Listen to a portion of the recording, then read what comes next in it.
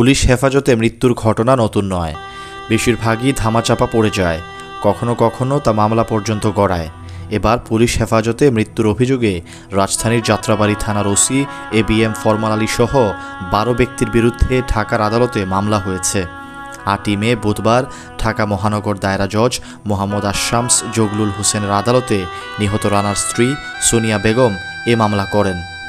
OC ফরমান আলী ছাড়া মামলার বাকি আসামিরা হলেন ঢাকা মেডিকেল কলেজ হাসপাতালের চিকিৎসক ফারহানা ইয়াসমিন, ঢাকা কেন্দ্রীয় কারাগারের senior jail super Subhash Kumar Ghosh, deputy jailor Mohammad মাহবুব, পুলিশের উপপরিদর্শক চঞ্চল কুমার বিশ্বাস, উপপরিদর্শক মোহাম্মদ মিজানুর রহমান, সহকারী উপপরিদর্শক Delwar Hossain, constable Habibur, constable Jonab Ali, constable Mubarak, পুলিশের সোর্স সবুজ ও শাহ আলম।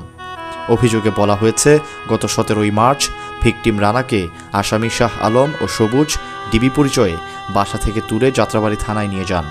সেখানে তারা রানাকে ব্যাপক শারীরিক নির্যাতন চালান, এমনকি পিটিয়ে তার 2 পা ভেঙে দেন এবং বুকের মাঝে ও মাথার বিভিন্ন জায়গায় আঘাত করেন।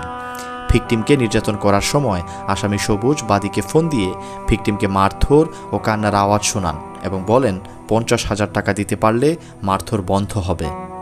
তখন বাদী বলেন, আমি গরিব মানুষ, যা পারি জোগাড় করে নিয়ে এসেছি, আপনারা আমার স্বামীকে বাঁচান। এরপর বাদী 20,000 টাকা এনে সবুজের হাতে দেন। তখন বাদীকে SI মিজানুর রহমানের কাছে নিয়ে যাওয়া হয়। তিনি বাদীকে গালিগালাজ করেন। এ সময় বাদী কান্নাকাটি করলে তাকে লাথি মেরে ফেলে দেওয়া হয়। বাদীকে পুলিশ পেটাতে থাকে। এই দৃশ্য দেখে তার ছোট ছেলে রাতুল অজ্ঞান হয়ে যায়। তখন ছেলেকে প্রাথমিক চিকিৎসা দিয়ে জ্ঞান ফেরানো হয়। পরে পুলিশ বাদীকে কোর্টে যেতে বলে। অভিযোগে উল্লেখ করা হয়, গত 18ই মার্চ কোর্টে যান বাদী। ভিকটিম রানার সঙ্গে দেখা করার জন্য সেখানকার গারদে যান, তবে সেখানে তাকে পাওয়া যায়নি। খোঁজ না পেয়ে বাসায় চলে আসেন বাদী। এরপর 19শে মার্চ ঢাকা কেন্দ্রীয় কারাগারে কেরানীগঞ্জে গিয়ে ভিকটিমকে দেখার জন্য টিকিট কাটেন। জেল কর্তৃপক্ষ বাদীকে জানায় ভিকটিম রানা জেলে নেই। তখন বাদী চিন্তায় পড়ে যান। সেখান থেকে আবার যাত্রাবাড়ী থানায় আসেন। থানা থেকে কোনো তথ্য না পাওয়ায় আত্মীয় স্বজনদের বিষয়টি জানান।